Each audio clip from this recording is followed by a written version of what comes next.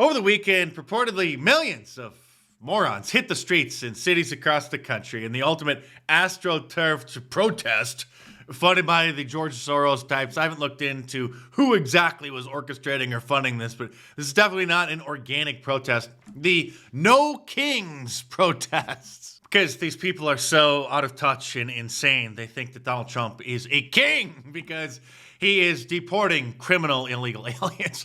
I guess all illegal aliens obviously are criminals, but the ones who commit other crimes other than breaking in and invading our country. These protests were extremely popular because we live in a country filled with ignorant and gullible fools who will do whatever the mainstream media and their celebrity gods tell them to. Bernie Sanders even hit the streets to talk to tens of them. Earlier, he took to Twitter to applaud the supposed patriots who will be participating, as he will, in the No Kings rallies across the country, adding that Americans believe in freedom, not authoritarianism. Well, that is true, which is why Democrats really shouldn't qualify as Americans. Equating the rallies with the Revolutionary War, saying, in 1776, brave Americans took on and defeated the most powerful despot in the world. In 2025, we'll do the same. Let's take a look at some of the brave soldiers who hit the streets for this new cause. The sign up there, by the way, says Trump-induced anxiety help 5 cents. Or maybe it was 25 cents, but then they put a little sign over it that says free in desperate times. There's a woman there with a little puppet of Donald Trump so people can get out their frustrations by yelling at it. Oh, no! Go! Fat boy! Fat! No! They also brought a Trump piñata for the children to hit, encouraging the younger generation to engage in the same kinds of political violence that the left commonly uses, which is really the core of their doctrine these days. Since the teenagers and young adults were too busy playing video games or scrolling on their phones, they recruited from local retirement homes, as you can see. The mainstream media didn't just help hype up these events, they also helped them fundraise for it. CBS News posting that the No King's Day merch is for sale on Amazon, Temu, and other e-commerce sites. Let's have a listen to one of the protesters so we can try to figure out why in the world they would waste their weekend like this. I'm just so scared. I'm 74 years old. I worry about everything. And I just am so scared and upset, and I don't understand why people voted for this person. She doesn't understand why people voted for this person. Well, that's what happens, lady, when you watch CNN or MSNBC all day. But I'm really glad that they did this because with late night comedy shows going woke in the Trump era, we need something to provide us with a good laugh. You are the community to this president's chaos. And together we build a future of opportunity and justice for all. Hope over fear, aspiration over anger, the promise of America for each and every American. That is what we are fighting for today.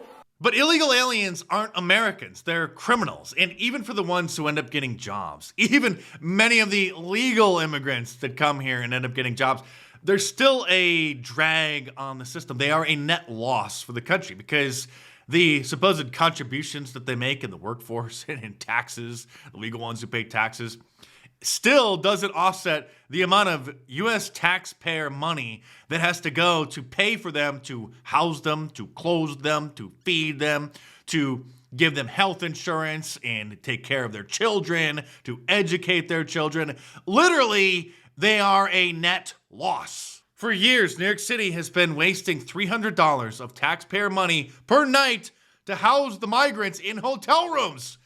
20% of the hotels in New York City under the Obama administration housed illegal aliens that were being supplemented by U.S. taxpayer money.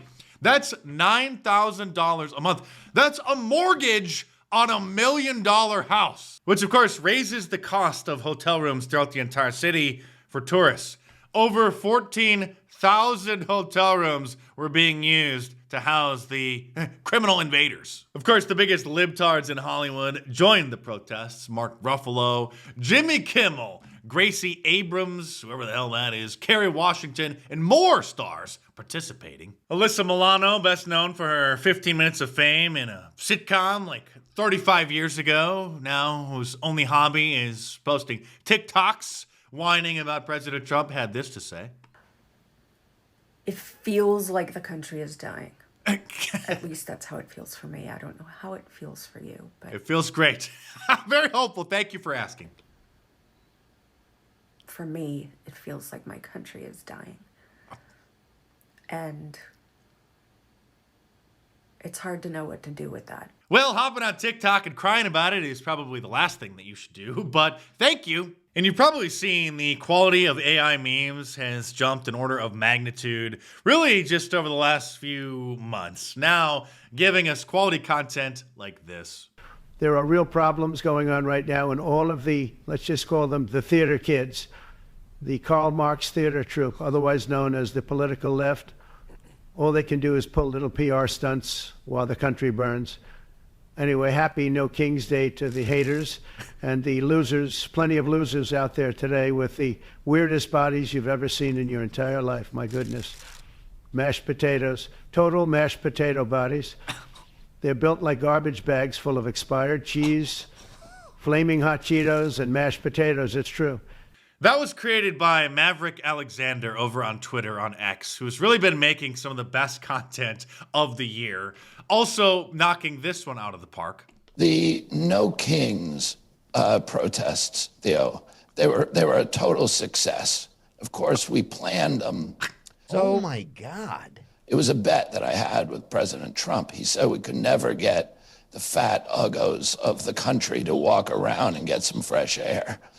But I said to him, I said, President Trump, these people might be fat, disgusting weirdos. Yeah, I don't want to say that, but yeah. We shouldn't give up on them completely. Plus, they're NPCs, so if we do this through the correct channels, those juicy whales will show up without asking questions.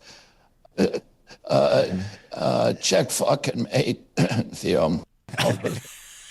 Here's another one. This is total AI, generated from one of the services like VO3. If you missed my previous video not that long ago about the rapid advancement of deepfakes, just check this one out. Ma'am, why are you out here today?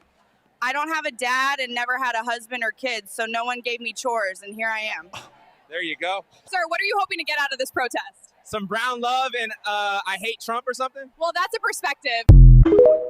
The protests coincided with a military parade in Washington, D.C. to celebrate the 250th anniversary of the U.S. Army. But the morons who hit the streets with the help of the fake news industrial complex thought that the big military parade was to celebrate President Trump's birthday, because that's what happens over there in North Korea. And don't even get me started again on the latest conflict in the Middle East between Israel and Iran. Check my previous video on that if you missed it. Here's what billionaire hedge fund manager Bill Ackman said, posting that the parade was great. Our military is incredible. And now Israel needs our help to destroy Iran's nuclear threat to the world. Blah, blah, blah. Let's go and get involved in more of Israel's problems. We should not let this opportunity pass, he says, but Israel does not have the equipment and armaments to complete the job. We do. And it does not require boots on the ground. Oh, he was a military expert, this billionaire hedge fund manager. The war Israel has been fighting has been on behalf of us all. Let's help them finish the job. Sorry, Bill, but I don't want any more of my tax dollars being wasted on problems in foreign countries. You, on the other hand, with your plenty of billions of dollars, can make a gigantic donation to Israel if you want. But you're not allowed to disagree with the foreign policy decisions of the neocons when it comes to a certain little country over there in the Middle East. Otherwise, a certain group of people will say that you're encouraging violence against them. Look, if you demonize the Jewish people or the Jewish state... Let me just stop you there. I'm not demonizing anybody, sir. I just don't want anything to do with any of your problems that are occurring halfway around the world, especially regarding an ethnic land dispute that's been happening for over 70 years. If you make these wild accusations, if you traffic in conspiracies, you create the conditions for violence. It starts with words. Oh, you mean like when Black Lives Matter engages in conspiracy theories against white people, keeping them down with their imaginary systemic white supremacy? Like the conspiracy theories that President Trump is a king and a dictator and the reincarnation of Hitler? Those kinds of conspiracies? We all know those ideas are created, encouraged, and perpetuated by the entire liberal media industrial complex. I'm Mark Dice. Thanks for watching. Subscribe to my channel if you're new here and check back on a regular basis. And if you want to sponsor my work, join my locals community by clicking the link in the description below for $5 a month. It's a private blog where I just post random thoughts, some clips of videos, some memes that are a little bit too spicy to be showing here on YouTube or posting on other platforms. So appreciate your support. Click the link in the description below. Head on over there and check it out.